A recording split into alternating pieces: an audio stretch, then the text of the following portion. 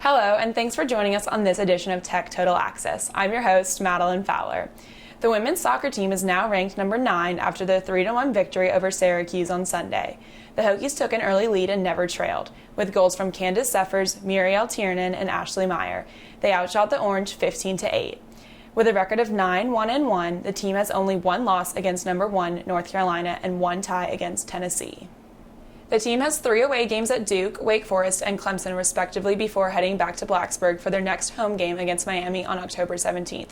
All right, so what did you guys think about the win over Syracuse?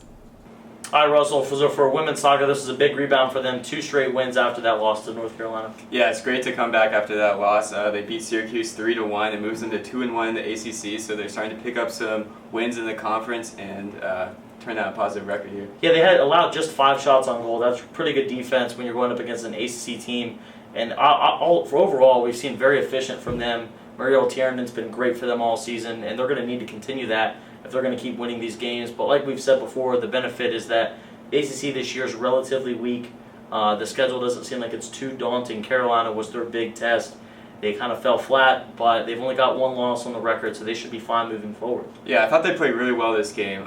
Great teamwork. Jordan Coburn assisted on the first 2 goals, and Syracuse came back and scored in the 43rd minute, but then Tech answered with a goal just a couple minutes later to really end any hopes of a comeback. And that's what you're looking for when you're the dominant team. I mean, they're 10th in the nation. They only dropped 1 spot after that loss to UNC. So when you're facing a team that's unranked and you are ranked, you're looking to really kind of put that game away early. Yeah, so they did really well, and we'll see what they can do against Duke in their next game. All right, thanks, guys. The men's soccer team downed Delaware 4-1 last Tuesday with goals from Alessandra Mion and Sam Essam. With the victory, the Hokies improved to 4-2-1. Despite outshooting the Boston College Eagles last Friday, the Hokies fell in a disappointing loss 4-1. Ricardo John notched the one and only goal for the Hokies. Reporter Billy Parvatam has more. I'm here at Thompson Field where Boston College just defeated Virginia Tech 4-1. On a cold and windy night here in Blacksburg, the Virginia Tech Hokies took on the Boston College Eagles. The Hokies had several great chances to score early, but didn't capitalize due to a combination of bad shots and good defense by the Eagles. Both teams got off to a slow start otherwise, but with just under 9 minutes to go in the first half, BC finally broke through, scoring a goal on a free kick to break the scoreless tie and go up 1-0. The lead, however, would be short-lived as just 50 seconds later, VT got in great position, and number 11 Ricardo John of the Hokies pushed the ball past the goalkeeper to tie the game at 1 on an assist from Alessandro Mion. However, this celebration would be one of the few bright moments for the Hokies, as Boston College would score again just before halftime to go up 2-1. The second half was a struggle for Tech, as the Eagles controlled the ball on offense efficiently, thus enabling them to score 2 more goals. The Hokies, on the other hand, were unable to create solid chances to score, despite having the edge in corner kicks 10-2. The game was also very chippy, with both teams combining for 5 yellow cards, 3 from Boston College and 2 from Virginia Tech. With the loss, the Hokies dropped to 4-3-1, including 0-2-1 in the ACC. Reporting for VTTV, this is Billy Parvatam. All right, guys, what are your thoughts on this one? All right, Russell, up and down week for men's soccer. That big win against Delaware 4-1, and then another conference loss to Boston College. Yeah, they looked great against Delaware. Well, they were actually outshot over the course of the game, but they dominated in the second half when it really counted. They outshot Delaware 6-1, and they really made those shots count, converting for 4 goals. So that's what you love to see from a soccer team. For you, what did you see the difference was between the Delaware game and then the Boston College game? Well, they just struggled to be efficient with those shots, and they haven't played well in ACC games at all this year. They're 0-2-1 in the ACC with their only halfway decent play coming against Louisville for that tie. Yeah, I like how you mentioned the lack of efficiency in the offensive end, and also 8 shots on goal allowed. They've got to give their goalie a little bit more time, a little bit more space so he can defend some shots. But right now, like you said, not having any success against ACC opponents, but we'll have to see how they do their next time out. They'll be back in action Tuesday against West Virginia. All right, coming up after the break, we'll talk about volleyball. Stay tuned.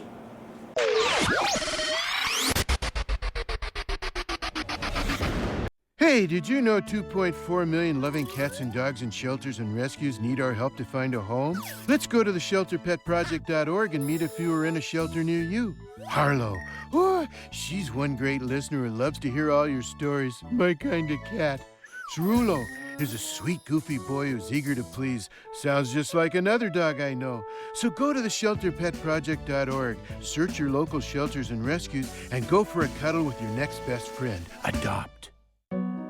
They said a bottle was just a bottle.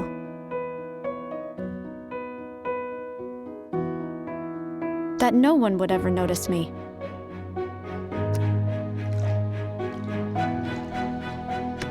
But I knew I could be more. That one day, I would make people smile.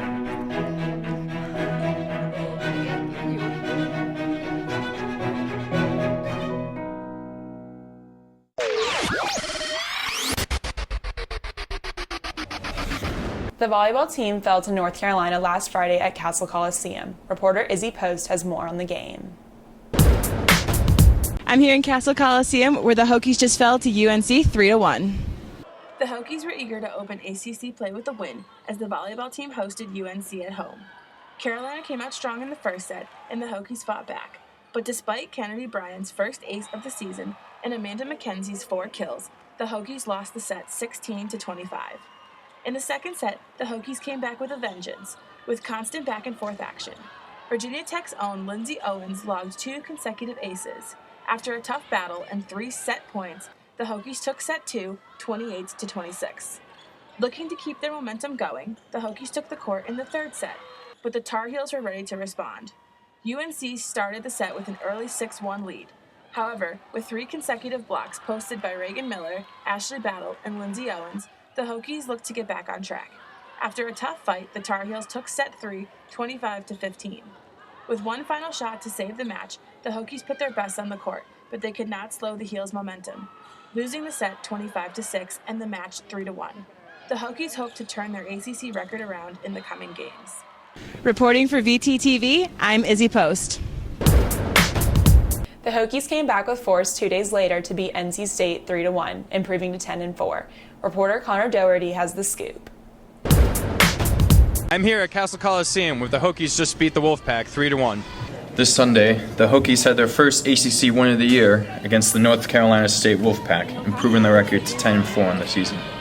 In the first set, NC State went on an extended point streak and won the set 25-15.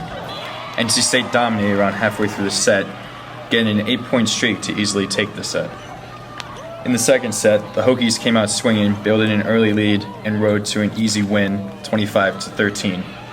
Led by hitter Amanda McKenzie's 5 of 7 on serves, an impressive .583 hit rate, the Wolfpack never really challenged the Hokies during the second set. Just kind of like let it go. There's nothing to lose here. Like if we don't play like we have something to lose, we play a lot better. So just come out like that didn't happen and start from the beginning and play tough. The third set was much closer as the Hokies and Wolfpack exchanged point after point, till the Hokies won the set 25-23. The Hokies took an early lead, but the Wolfpack came back and tied it up at 18-all and kept it close all the way until the end of the set. Finally, the Wolfpack took an early lead in the fourth set and led 16-11 when the Hokies came back to 16-all. The Wolfpack retook the lead 21-18, but the Hokies fought valiantly and ended up winning the set 26-24 and the match 3-1. You know, I think we started out a little slow and we need to work on that. We need to be able to come out right away and kind of impose what we want to happen on the match at the very beginning. But I thought we definitely hung in there and then dug pretty deep in order to get what we needed out tonight. Reporting for VTTV, this is Conor Doherty signing off. So guys, what are your thoughts on those 2 games? Russell, Virginia Tech volleyball rebounded after that loss to North Carolina with a big win over NC State.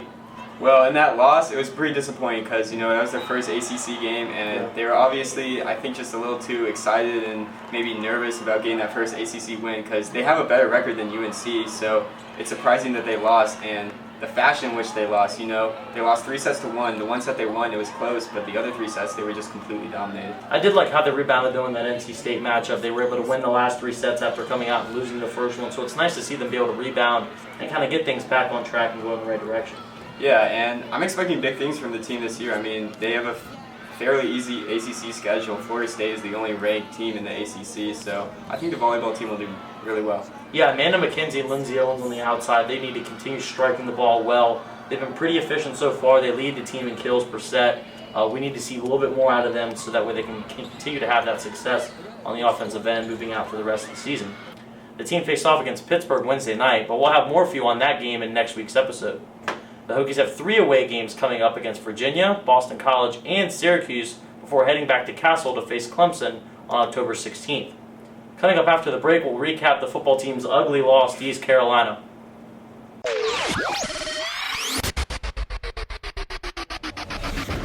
It's a beautiful day out here. Sunny today with light breezes, giving way to clouds in the afternoon.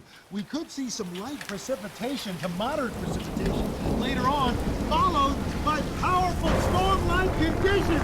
90-mile-per-hour winds are expected. Authorities are asking everyone, stay indoors. Come on, that's it. Let's go.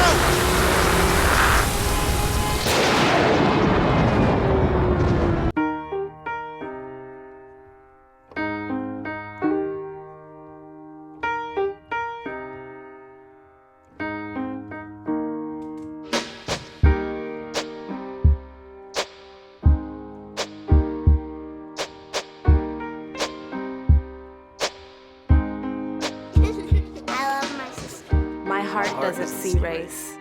Love is love.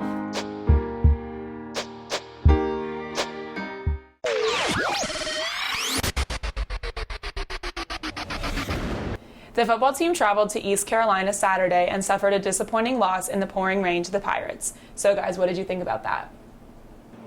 All right, Russell, what happened on Saturday? What happened? Well, what a crazy game. I mean, it started out and we forced turnovers on ECU's first 2 possessions. We capitalized and turned those into touchdowns. We're up 14-0. And, coming off that 50-point win against Furman, I'm thinking, hey, we might go for 60, 70 points this game, but obviously that was not the case. Yeah, I was very, very, very disappointed. Like you said, jumped out to that 14-point lead, and then after that, the wheels fell off. I mean, we just saw them struggle on the defensive end the entire game. James Summers, who, let me remind you guys, is a backup quarterback for East Carolina, ran for 179 rushing yards and 2 touchdowns. How did that happen? I mean, I thought the days of getting terrorized by ECU QBs was over once Shane Carden left. And who is this guy, James Summers? He was putting our players on the ground. It wasn't just like finesse. He was running straight through our team, straight through the linebackers, straight through the secondary. Yeah.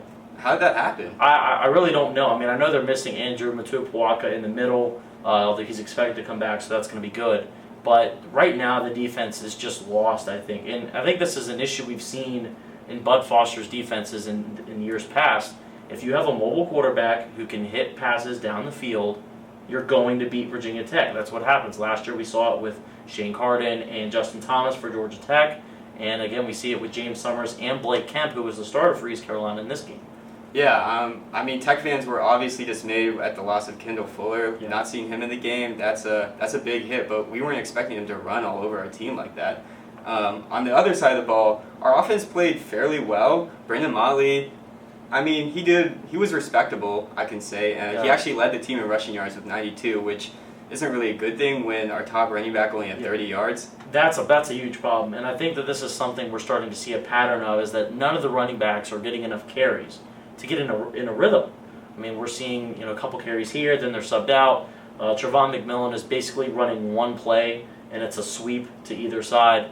Trey Edmonds is your basic power back, but you've got so many guys, carrying the ball that no one can really find a rhythm.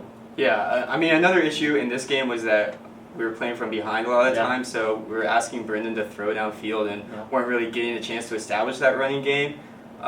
It was nice to see Isaiah Ford had another good game, 8 catches for almost 100 yards. I think he's on pace to become the first Tech receiver with 1,000 yards, which may be like the one salvage point of this season. Yeah, I mean, well, he did just get added to the Fred Blitnikoff award list, so that's really good. And like you said, one of the lone bright spots. But but back to Motley, I actually wasn't impressed with his downfield accuracy. I know it was raining.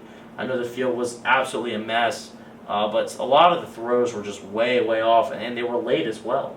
Yeah, he's going to have to pick it up going forward. I think establishing the running game is really important, but it really all starts on the defensive end. If we can't hold ECU to less than 30 points, then what chance are we going to have against some of these ACC teams? Yeah, especially since East Carolina is not the same ECU team that we saw last season. They had much more talent on the outside, at receiver, and on defense.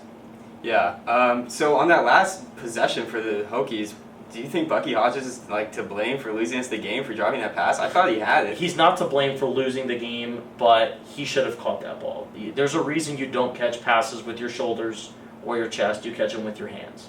And that was prime example, Exhibit A, as to why you're supposed to use your hands.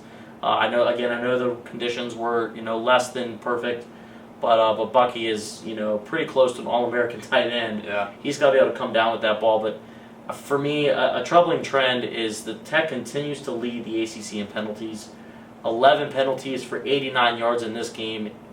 Where do you think that's coming from? It's just, I don't know. It's just, I don't want to say poor coaching because, we've always had such a strong coaching staff, but I think call me whatever you want to call me, but Frank Beamer seems to be falling off in these recent years, and the team just isn't as disciplined as it used to be on both sides of the ball. Yeah, the last 3 seasons have been bad, and I think that there's an issue with the culture in the program right now.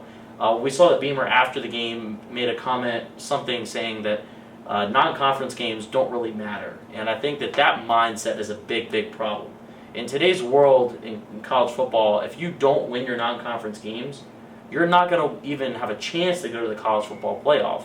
Isn't that the whole point of playing these games? I think that there's a serious disconnect right now with the coaching staff and the players. Well, playoffs might have been a little lofty aspirations for this team this year. I'm just trying to go to a bowl game. Yeah. And if we can't beat ECU, then I don't know. Are we even going to finish above 500? It remains to be seen. Yeah, I mean, there needs to be a lot of changes made. We need to, again, see the establishment of the run game. We need to see the offensive line play better. The penalties have got to stop. They're killing drives. And in the defense, not just up front, but the secondary as well. We saw Greg Stroman got burned a couple times, even though we had that nice pick. But right now, the secondary, just the whole team is kind of in shambles at this point. They need to pick themselves up and have a really good game against Pitt. Yeah. In the press conferences after the game, players and coaches talked to the media about their second loss to East Carolina in 2 seasons. Obviously a tough day down in Greenville on Saturday. Knew going down there was going to be a battle. It was. It's a good football team we just played. I knew that when we went down there. Saw them play Florida. They don't have balls slip out of their quarterback's hands with under 2 minutes left down in Gainesville. They're about to go to overtime. Versus Florida, always going to get their best shot. Well coached, good football team, and they did a good job against us Saturday. Certainly disappointing on our end. We're done with the non-conference slate of games now, and we're starting fresh, 0-0 going into the ACC. We try and win every single game around here and prepare for East Carolina and Furman and Purdue just as we do Ohio State. And to not win all 4 of these games and to be sitting here at 2-2 is certainly something that we're not excited about. But we are excited about returning home here to Blacksburg, being in front of our fans in Lane Stadium. Saturday at 12, we're going to need a great crowd. It's going to have to be loud. We're going to have to have an awesome atmosphere. We've got some official visitors coming in from a recruiting standpoint. So it'll be critical that we perform well on the field, but we're certainly going to need a rocking Lane Stadium on Saturday as well. I hope, we've learned. I hope we get better. We better make a lot of progress this week. We played some good teams. East Carolina was a really good team. Played well against us. Deserved to win. But I think when you play good people like that, you got a chance to get better. You got a chance to learn from it. And you go into every year. You want to win them all. If you win them all, you got a chance to win a national championship and put yourself. But if you don't win all your non-conference games, you got a chance to get the best bowl possible, depending on what you do in the conference. And now it is conference time, and we got the Orange Bowl out there. You got to win the conference championship to get there. But certainly every game is an important game from what bowl you're trying to, or what bowl is interested in you. So to me, all the games are important, and we should have learned from things that happen in these non-conference games. And certainly, again, playing a group like East Carolina, a good football team, a really good football team, has the other sport too. But that's got to learn from it. You know, I think he just reacted. He did a heck of a job. You know, AJ's really an athletic guy. And, you know, I think a talented guy, but an athletic guy. And I thought it, you know, in the end, it was a tremendous play. You know, for a while there, I was wanting to kick it out of the end zone. Then I was going, oh my goodness, what's going to happen? And then when he kicked it, I said, good play, nice job. Coach needs me to run 20, 25 times, or if he needs me to run twice during the game, I'll do whatever we need for the team, for the offense. It doesn't matter to me. Everybody's body is going to be hurt the next day, so if he needs me, like I said, to run all that many times a game, I'll do it.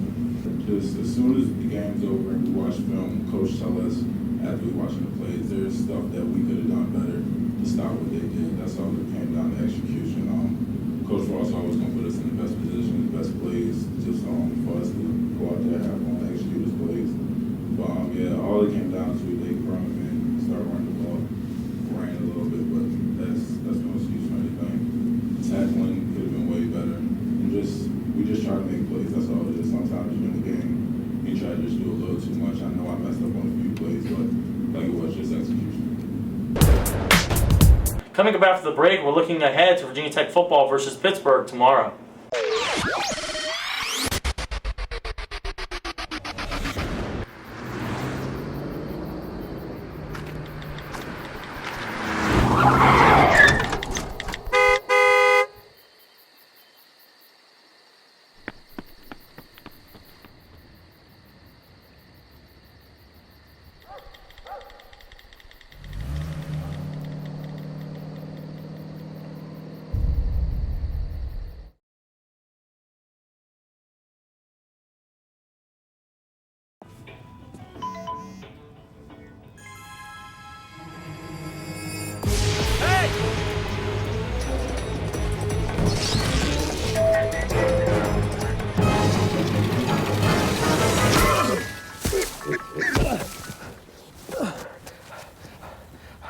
So, same time next week?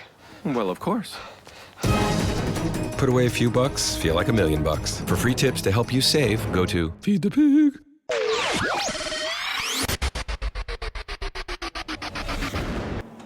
The football team will play Pittsburgh tomorrow. Russell, what are you expecting to see? Well, it is nice that it's a home game, but I'm kind of worried because, you know, momentum is not on our side, and it might be kind of a iffy weather situation, so there definitely won't be, like, great energy in lane. But we need to realize that these games count, and playing against Pitt, it's a team that's 2-1, but they haven't really played a quality opponent. But how do you feel about their game plan without James Conner? I think it's really, really going to affect them. He is an All-American running back. He's a big bruiser who has some speed as well. He's got that rare combination. I think that they're going to have to air the ball out a little bit, even though with the rain. They do have Tyler Boyd, who is an amazing receiver on the outside. He made us pay last year. I think that Pittsburgh's going to really try and go through him. Yeah, I think covering Boyd will be the #1 priority, and it's going to be tough without Kendall Fuller and if he played from the secondary. So hopefully we can strap down on him and turn things around on defense. Yeah, I'm looking forward to Terrell Edmonds. I think he's going to have to start. He's going to have to step up and fill that boundary corner role. I think Brenden Faison's going to continue playing field corner on the other side. But Terrell Edmonds and Mook Reynolds, Greg Stroman, those three guys, they're all young. They all need to show that they belong on this team. Yeah, I mean, despite all these kind of negative elements that are playing against the team, I really like the team still here at home, and I'm expecting them to win this game. First ACC game, I'm predicting a score of 14-10. What are you looking for? I think it's going to be a relatively low-scoring game just because of the weather and the lack of offensive firepower on both ends, other than Tyler Boyd. But I've got 17-13 Virginia Tech. I think that they're going to rebound. I don't think that means they're good enough to win a lot of ACC games down the road. I just think Pittsburgh's kind of on a down year this year. Yeah, and we hope to see all of you at the game tomorrow. I mean, it's going to be a really important game. We need to, get a strong ACC schedule. Yeah. Players and coaches aren't the only ones who have opinions about the Pitt game. Reporter Mary Desmond went to downtown Blacksburg to ask students how they think the Hokies will play.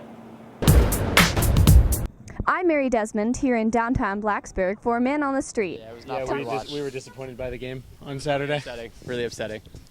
Pittsburgh is a great team, but VT all the way. Woo! Same thing as last year. Just undisciplined play. Cut them off. Gotta clean it up. That's what I think. We lost to them last year, but we're gonna win this year. I have Go Hokies. It's going to be nice. We're going to be able to bounce back on track, hopefully, after ECU. I'm excited for it. Maybe the referees will, not call any mysterious pass interference. We'll have to see. Honestly, I think they're going to do great against Pitt because Brenden Motley is a great quarterback. He had the best 2 starts under Beamer in his first. Wow! Brenden Motley! Yeah, I definitely think that Motley, he's shown some improvement throughout his last few games. There were some unfortunate passes that he had last game, but then it was raining pretty heavily, so I'm not going to heavily contribute that to him just being bad, hopefully. Yeah, do great this weekend. Go Hokies. We'll beat them. We're definitely going to give them a close game. Nah, man, this guy doesn't know what he's talking about. It's gonna be 42-21 for sure. This game is going to be awesome, and we can't wait for it. We're all going. It's going to be early, but we're going to tailgate. Because our best chance at a good bowl game is, going through the conference championship. So I guess we'll see how that turns out. If you look at the schedule that we print out and send to all the students, it has a championship game on there. So that's an expectation every year. Believe in ourselves. We believe in ourselves. Championship or bust this year? ECU, I think they're going to bring it, and they're going to kill it, and they're going to have so much fun. I'd like to see more of Lawson. He's a young quarterback. I want to see more of him. Get some passes in there. Right here. you heard it here first. I said go first. Thank you. Have a great game, Hokies. Let's go! Hokies! In downtown Blacksburg, this is Mary Desmond, VTTV 33. That's all we have for you on this episode of Tech Total Access. Be sure to tune in next week for more hard-hitting sports action. And as always, go Hokies!